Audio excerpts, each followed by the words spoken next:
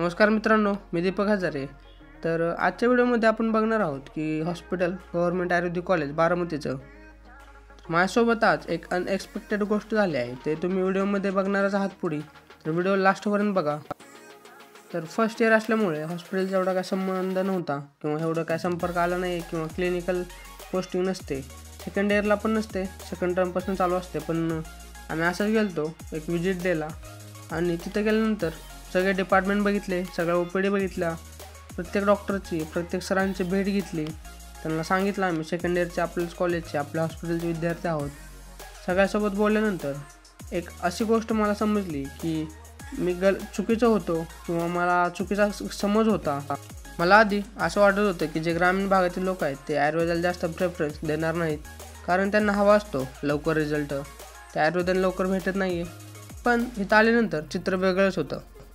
एक वेगळंच होतं। प्रत्येक डिपार्टमेंट बघून घेतलं, प्रत्येक डिपार्टमेंट पुढला पेशंट फ्लो हा चांगला होता।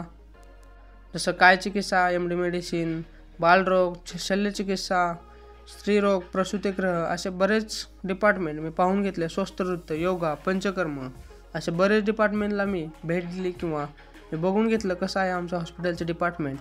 आणि ते बघता बघता माझ्या असं लक्षात आलं की आपण जे समजत होतो ते चुकीचं होतं। कारण इथं आल्यानंतर चित्र वेगळं असल्यामुळे किंवा माझ्या उलट असल्यामुळे भरपूर पेशंट फ्लो आहे आणि माणसांना किंवा लोकांना आयुर्वेदामध्ये इंटरेस्ट आलेला आहे किंवा एक कुठंतरी विश्वास त्यांच्या मनामध्ये बसला आहे की आपण आयुर्वेदाने सुद्धा ठीक होऊ शकतो, स्वस्थ राहू शकतो।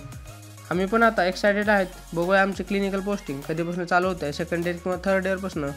तर हे होता पेशंट फ्लो काय चिकित्सामधला। क्लिनिकल पोस्टिंगचे पण व्हिडिओ मी अपलोड करीन। तर भेटूया पुढच्या व्हिडिओमध्ये। आजसाठी एवढंच। व्हिडिओ आवडला असेल चॅनल लाईक, शेअर आणि सबस्क्राईब करा। तर कसं वाटलं हॉस्पिटल आणि पेशंट फ्लो कमेंटमध्ये नक्की सांगा। आजसाठी एवढंच, थँक्यू।